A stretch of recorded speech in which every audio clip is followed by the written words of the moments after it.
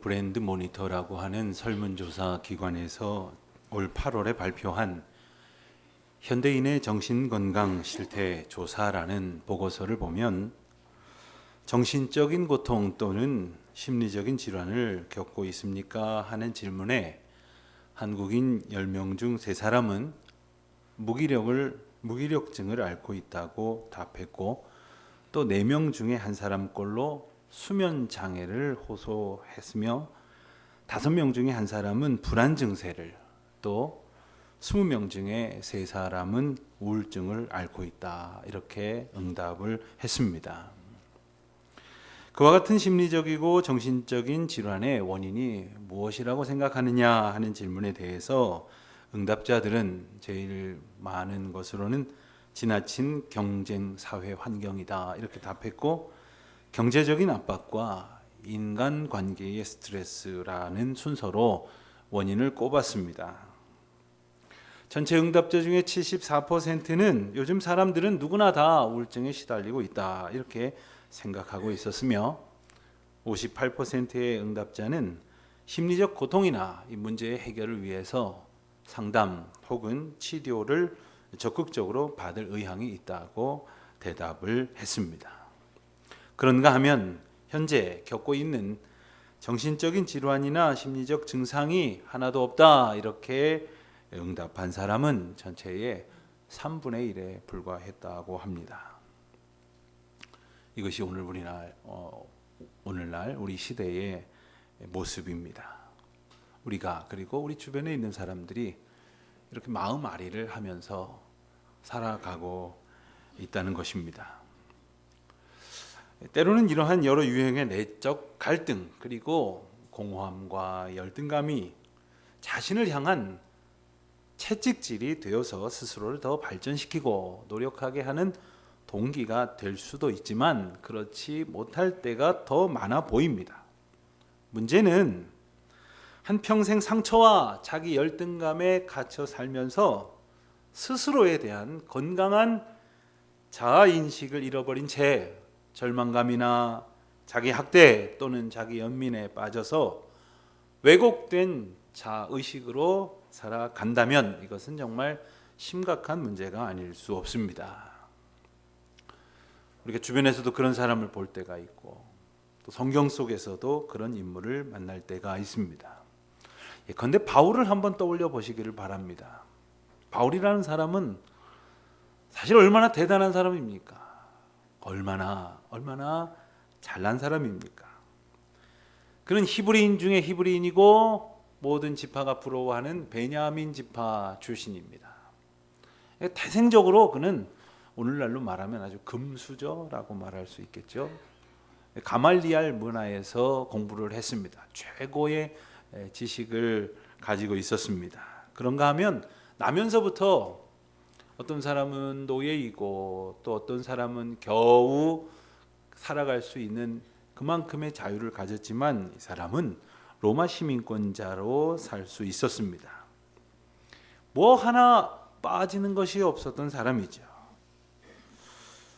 율법과 학문에 대한 그 지식 수준은 가장 높은 수준이라고 자타가 인정하였었던 사람입니다. 그런데 그가 어느 날 나사렛 출신의 예수라고 하는 사람이 하나님이다 라는 이야기를 사람들로부터 전해 듣게 됩니다. 자기가 믿고 그리고 알고 있었던 그 하나님이 저 보잘것없는 동네의 목수 출신으로 오셨다는 말이 그는 믿어지지가 않았습니다. 게다가 그야말로 참 별 볼 일 없는 젊은이 12를 데리고 시작했다는 이 무리가 온 이스라엘과 팔레스타인을 두루 다니면서 생명의 역사를 확산해 간다고 하는 사실에 그는 격분했습니다. 그 사실을 받아들일 수가 없었습니다. 그는 시기와 미움과 그리고 갈등의 마음으로 그들을 핍박하기 시작을 했습니다. 그러나 그 마음 가운데에는 상처와 열등감이 가득해 있었다고 하는 것을 우리는 짐작하게 됩니다. 로마서 7장에 보면 바울이 그 자신에게 있었던 그 내적 갈등을 고백하기를 이렇게 말하고 있습니다. 내가 한 법을 깨달았노니 곧 선을 행하기 원하는 나에게 악이 함께 있는 것이로다. 내 속사람으로는 하나님의 법을 즐거워하되 내 지체 속에서 한 다른 법이 내 마음의 법과 싸워 내 지체 속에 있는 죄의 법으로 나를 사로잡는 것을 보는도다. 오호라, 나는 곤고한 사람이로다. 이 사망의 몸에서 누가 나를 건져내랴.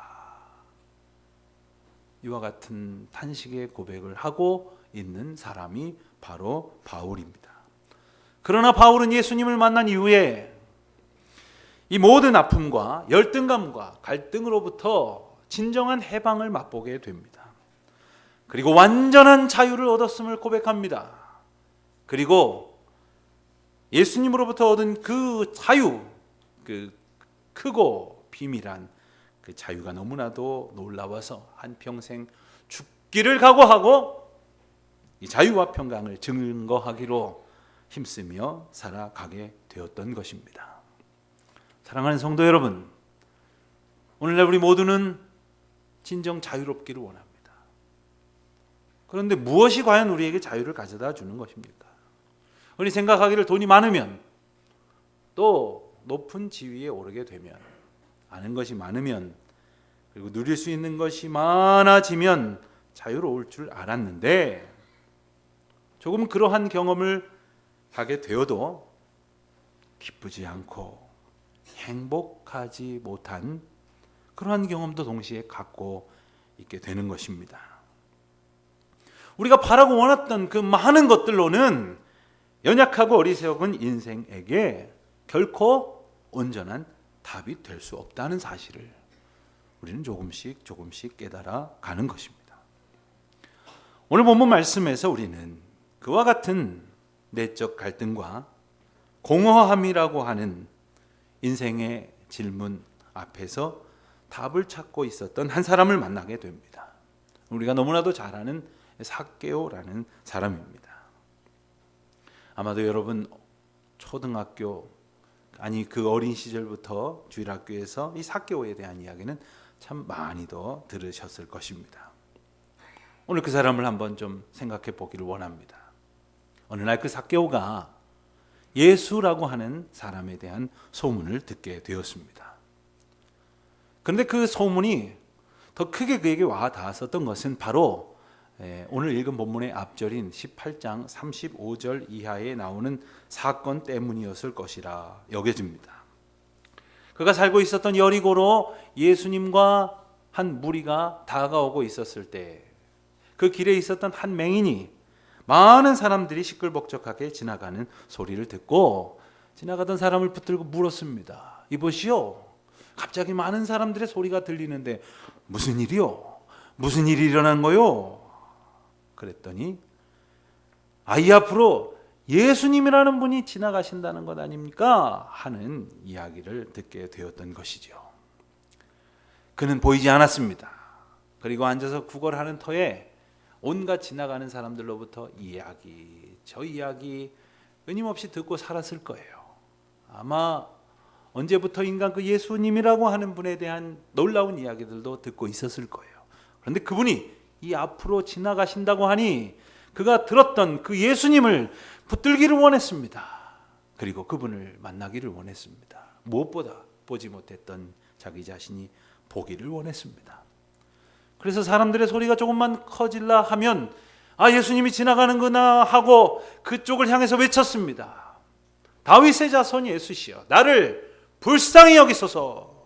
소리를 높이 질렀어요. 그런데 사람들이 시끄럽다고, 좀 조용히 하라고, 아직 여기 안 오셨다고 이래가면서 그를 꾸짖기도 하고 그를 핍박하기도 했습니다. 그렇지만 그는 더욱 용기를 내서 나를 불쌍히 여기소서 외쳤고 마침내 그 앞을 지나시던 예수님께서 그 사람을 내게 가까이 오게 하라 부르셨습니다. 그리고는 그의 눈을 뜨게 하셔서 볼 수 있도록 해주셨고, 그리고 말씀하시기를 내 믿음이 너를 구원하였다. 정말 누구도 쉽게 들을 수 없는 참 크고 놀라운 칭찬까지 해주셨습니다. 그 이야기는 그 길에 있었던 사람들 통해서 많은 사람들에게 전해졌을 것입니다. 그리고 더 많은 사람들이 예수님 곁으로 몰려드는 그러한 계기가 되었을 것입니다. 오늘 본문에 나오는 삭개오도 여리고를 향해서 오는 그 무리들의 이야기를 들었을 것입니다. 여러분, 그런데 삭개오가 어떤 사람일까요? 오늘 우리가 본문의 표현대로만 생각을 한다면 그는 세리였습니다. 근데 그냥 보통 세리가 아니라 세리의 장이라고 했습니다. 세관이 있다고 하는 것은 그 도시가 그래도 다른 마을이나 도시들보다 그래도 규모가 있었다는 뜻인데, 우리가 잘 아는 것처럼 가버나움이나 또한 이런 여리고 같은 그래도 번성한 도시에나 있었던 것이 세관이었습니다. 그 세관에서 일을 하던 그 많은 세리들 중에 우두머리라고 하는 거죠. 게다가 그는 부자라고 했습니다. 그리고 한 가지 더 꼽아본다면 키가 작은 사람이었다. 아마 이 정도에 불과합니다. 그러나 그가 예수님 보기 위해서 적극적으로 행한 모습을 보면 그가 아주 어떤 의욕을 가지고 있는 사람이다라고 하는 것을 우리가 짐작하게 됩니다. 예수님과 사람들이 몰려온다는 소리를 듣고 그 지나가는 사람들 틈바구니에 서서 아마 까치발을 하고 보기를 원했을 것입니다. 그는 사람들 틈에서 볼 수 없게 되니까 꾀를 냈습니다. 이 길로 분명히 지나가면 저 앞에 이르게 될 텐데 저긴 아직 사람들이 없을 테니까 그리로 향해 가자. 뛰어갔습니다. 그리고는 여기도 보나마나 사람들이 가득할 테니까 아예 나무 위로 올라갔습니다. 그렇게 해서 지나가시려는 예수님을 보려고 했었던 것이지요. 그런데 무엇이 그를 그토록 적극적으로 달려가게까지 했을까요? 무엇이 그를 나무 위에까지 올라가게 했을까요? 사실 세리장이라고 하는 지위는 높은 지위였습니다. 그러니까 그 도시에 그를 알아보는 사람도 많았을 것이고 세리장쯤 되었으니 나이도 적지 않았을 것입니다.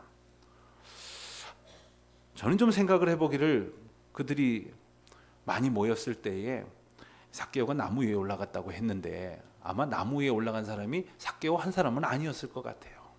누가 나무 위에 올라가는 걸 보면 나도 저 위에 올라가서 봐야 되겠다. 그러고선 여러 사람이 올라갔겠지만 대부분 어린 아이들이나 올라갔겠죠. 다 큰 어른이 그렇게 올라갔을 것 같지는 않습니다. 당시의 세리라는 직업은 우리가 잘 알고 있는 것처럼 사람들한테 존경받는 직업은 물론 아니었습니다. 존경은커녕 비난과 조롱거리, 미움의 대상이었습니다. 그들은 이스라엘 사람들한테 세금을 걷어서 로마 제국에 갖다 바치는 역할을 했습니다. 그리고 더 긁어 모으는 것은 자기 몫이 되었습니다. 그러니까 그 자리를 보존하기 위해서 그냥 최대한 사람들의 이 재산을 긁어 모아갖고 그것으로 뇌물도 바쳐서 자기의 지위도 보장받고 그리고 그것으로 또 자기의 축제의 수단으로 삼았습니다. 그래서였는지 오늘 본문에서 그는 부자였다 이렇게 설명을 하기도 합니다. 나중에 예수님께서 그 집으로 들어가셨을 때의 모습을 7절 말씀에서 묘사한 것을 보면 사람들이 수군거려 이르기를 예수라고 하는 저 사람이 죄인의 집에 들어간다 이렇게 말했다고 하지 않습니까? 그저 삭개오는 죄인이었을 뿐입니다. 돈은 좀 모았는지 모르지만 또 능력이 있어서 높은 지위에 올랐는지는 모르지만 그는 사람들의 조롱과 비웃음을 받는 그저 평온할 수 없는 행복할 수 없는 만족스러울 수 없는 그런 삶이었을 것입니다. 그러한 삭개오에게는 마음 한편에 공허감이 있었어요. 갈등이 있었을 것입니다. 가진 것은 많아서 부자라는 소리를 들을 수 있었을지는 모르지만 장자리에까지 올라갔을 그러한 처세의 능란했음을 짐작할 수 있게 됩니다마는 그는 뭔가가 텅 빈 그런 삶을 살아갈 수밖에 없었던 것이죠. 그런 삭개오가 한 맹인이 눈뜬 사건의 이야기를 결코 스쳐가는 이야기로 듣지 않았을 것입니다. 왜냐하면 삭개오 또한 한 사람의 이스라엘 백성으로 유대 공동체의 한 구성원으로서 이스라엘 백성들이라고 한다면 누구나 다 이야기하고 있었던 메시아에 관한 기대가 있었기 때문이었습니다. 그들은 생각했습니다. 구약 성경에 예언서에 약속된 메시아가 언제 오실까? 그들은 또 이야기했습니다. 메시아가 오실 때 이러한 일이 일어난다고 하더라 하는 이야기들을 하면서 기다리면서 기대했습니다. 그와 같은 이야기들의 가장 대표적인 본문이라고 할 수 있는 이사야 35장 5절 말씀을 보면 메시아가 오실 때의 일을 예언하면서 그때에 맹인의 눈이 밝을 것이며 못 듣는 사람의 귀가 열릴 것이며 저는 자는 사슴같이 될 것이며 말 못하는 자의 혀는 노래할 것이라고 말씀하셨습니다. 또한 이 성령이 충만하여지는 그 역사의 때를 구약성경 여러 곳에서 말씀하신 것을 예수님께서 누가복음 4장에서 선포하시면서 인용하시며 말씀하시기를 주의 성령이 내게 임하셨으니 이는 가난한 자에게 복음을 전하게 하시려고 내게 기름을 부으시고 나를 보내사 포로된 자에게 자유를 눈먼 자에게 다시 보게 함을 전파하며 눌린 자를 자유롭게 하고 주의 은혜의 때를 전파하게 하려 하심이라. 이 말씀을 선포하셨거든요. 이스라엘 백성들은 메시아의 때에 성령 충만하였을 때에 이와 같은 일들이 일어날 것이라고 하며 전해졌던 그 가운데서도 가장 먼저 꼽혔던 사건이 자기들 눈앞에서 펼쳐진 것을 그냥 지나칠 수 없었던 것입니다. 이 소식은 역시 삭개오에게도 영향을 주었을 것임에 틀림없습니다. 그래서 그는 호기심 이상의 열망을 품게 되었던 것입니다. 그는 생각했습니다. 만일 정말 우리의 도시로 오고 계시다는 그 예수라고 하는 분이 정말 메시아일까? 만일 정말 메시아라고 한다면 지금 내가 이러고 있을 수가 없지. 당장 달려가야겠구나. 그분을 만나지 않고 내가 이 모양 이대로 살아간다는 것이 무슨 의미가 있겠는가? 그래서 그는 달려가게 된 것입니다. 그리고 그분의 얼굴을 보기 위해 사람들의 시선쯤은 아랑곳하지 않고 체면쯤은 생각하지 않고 그는 나무에 올라갔던 것입니다. 마침내 사람들이 삭개오의 눈앞으로 몰려오기 시작을 합니다. 그리고 정말 말로만 듣던 그 예수님이 삭개오의 시선에 들어왔습니다. 얼마나 흥분이 됐을까요? 얼마나 기대가 됐을까요? 말할 수 없는 그러한 긴장과 흥분이 되었을 때에 정말 예수님이 눈앞으로 지나가시게 되었는데 그 순간 예수님께서 고개를 돌려 삭개오를 바라보셨습니다. 그리고는 삭개오를 부르셨어요. 삭개오야, 내가 오늘 내 집에서 머물러야겠다고 말씀하셨어요. 여러분, 삭개오가 얼마나 놀랐을까요? 아니, 저분이 내 이름을 어떻게 아시지? 내 이름을 아신다는 것에 놀랄 겨를도 없이 그렇다면 저분은 나를 아신단 말인가? 그럼 내 아픔도 아시고 내 공허함도 아시고 내 이 갈등도 아시고 나의 소원함도 아신단 말인가? 저분은 나를 알고 계셨구나 하는 생각을 할 수밖에 없었을 것입니다. 사랑하는 성도 여러분, 우리가 이 세상에서 때때로 이런 섭섭함을 갖게 됩니다. 누가 내 마음을 알까? 내가 이렇게 아무리 애쓰면 뭐해? 사람들이 알아주지도 않는 걸. 내가 이렇게 수고하는데 가족들조차도 나의 마음을 몰라주는데 이렇게 섭섭한 마음을 가지고 살지 않습니까? 그러나 기억하십시오.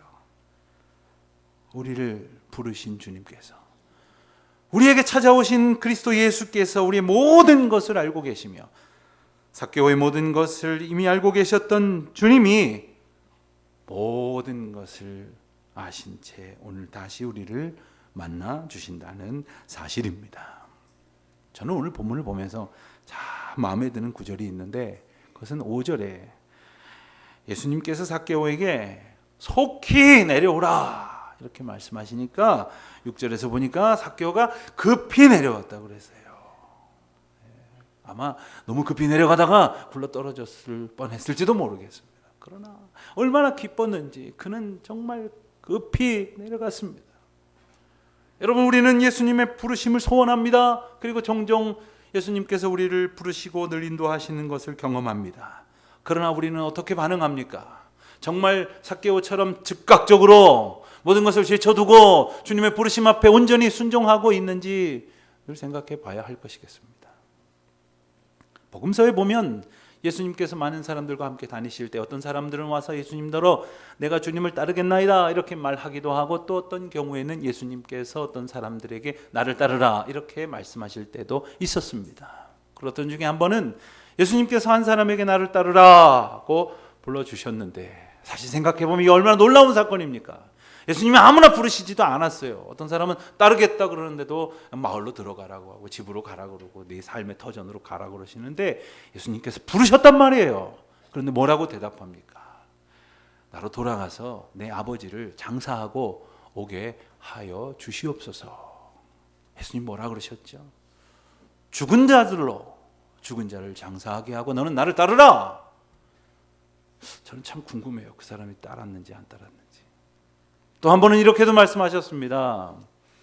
나를 따르라 이렇게 한 사람에게 말씀하셨을 때에 나로 하여금 가족들과 작별 인사하고 오게 해주십시오.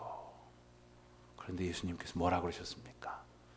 쟁기를 손에 들고 뒤를 돌아보는 자는 하나님 나라에 합당하지 않다고 말씀하셨죠.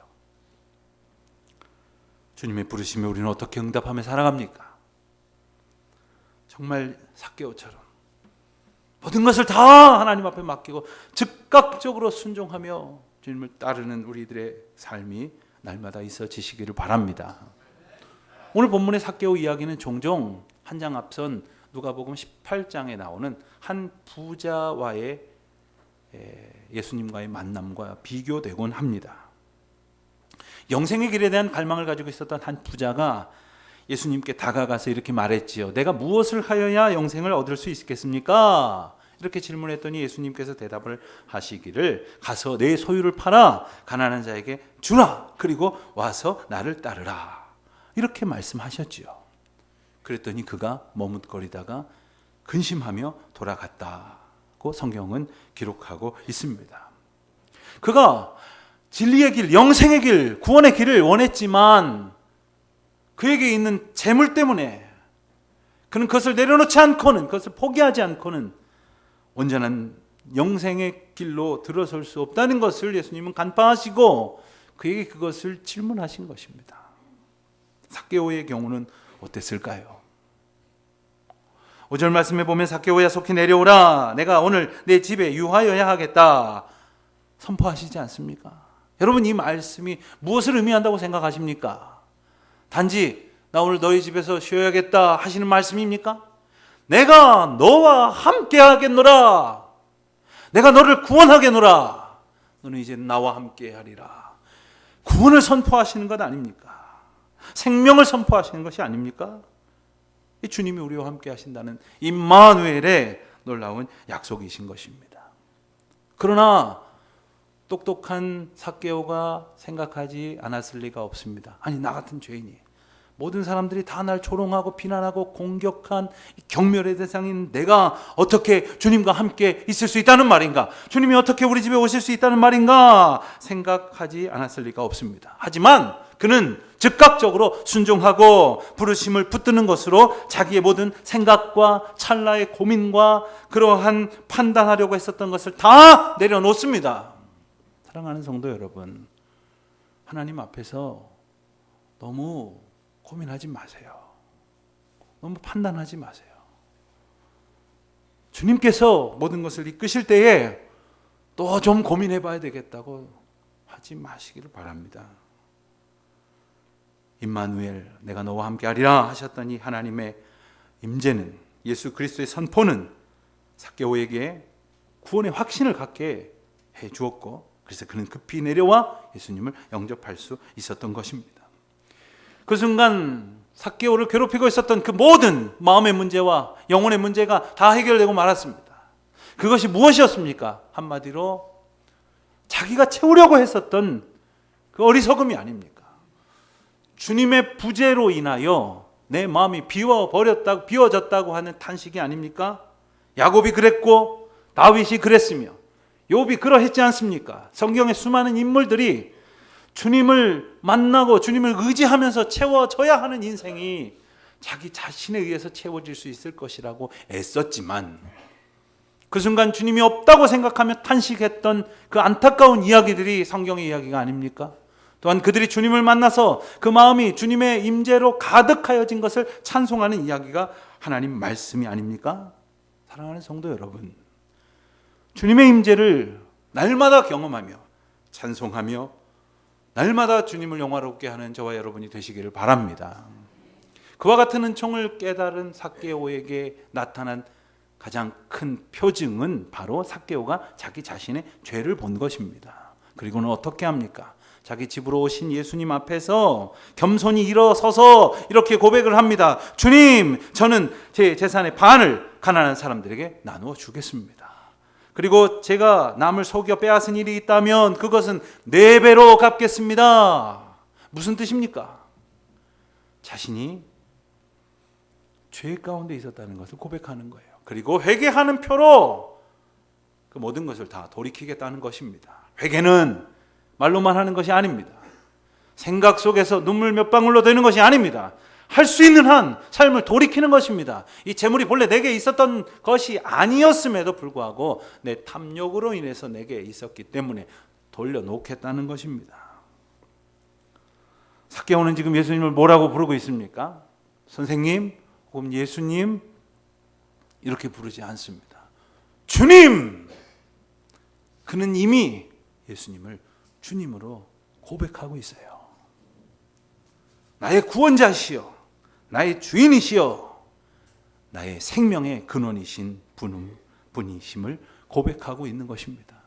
사랑하는 성도 여러분, 그는 지금 신앙 고백적 표현을 메시아적 임재로 고백하고 있는 것이죠.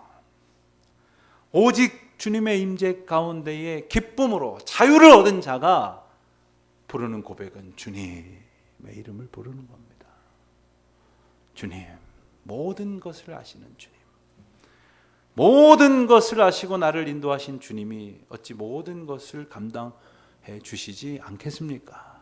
허탄한 염려와 상처와 아픔과 번민과 갈등을 다 내려놓고 오직 우리를 믿음 가운데로 초청하시는 주님 앞에 삭개오가 그랬던 것처럼 즐거워하며 영접하시기를 바랍니다. 삭개오는 떨 수밖에 없는 자신의 죄를 보았지만 그럼에도 불구하고 자기를 부르신 예수님 앞에서 급히 내려와 즐거워하면서 영접했다는 거예요. 오늘 우리의 삶이 그리 즐겁지 않은 일들이 있습니까? 결코 행복하다고 말할 수 없는 고통과 상실과 공허감이 있습니까? 주님이 부르셨기에, 그 모든 것을 다 채우시고 온전케 하시는 주님이 우리를 부르셨기에 하나님의 임재를 확신하며 기쁨으로 주님 앞에 나아가 그분을 영접하는 저와 여러분 되시기를 우리 주님의 이름으로 축원드립니다.